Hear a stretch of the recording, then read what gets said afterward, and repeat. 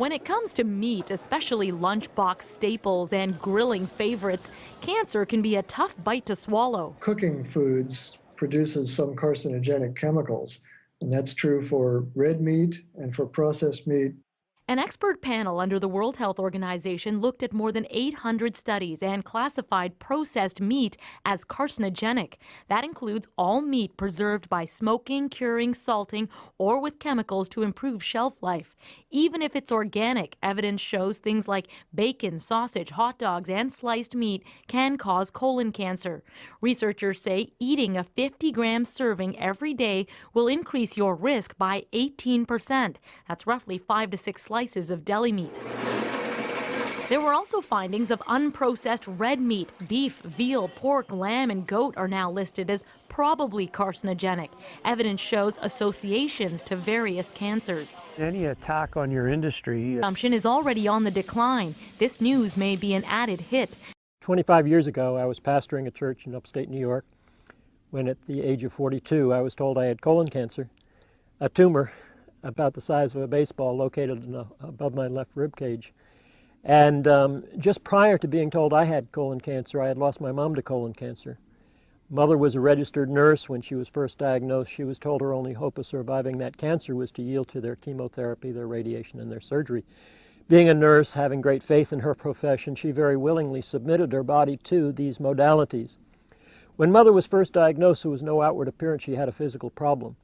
But as soon as she started the treatments, especially the chemotherapy, I saw Mother start to deteriorate and deteriorate quite rapidly until she died.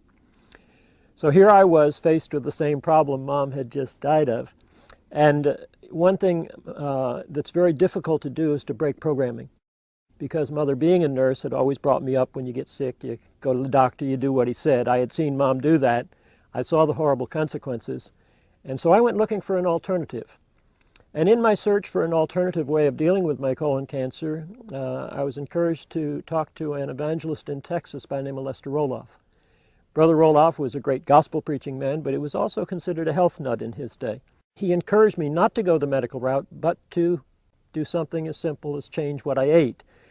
Change what I ate from the standard traditional American diet of a meat-based, sugar dessert, pizza loving, used to be my favorite food, cooked food diet, to an all-raw diet with a lot of carrot juice. And so 25 years ago, overnight, I made the diet change.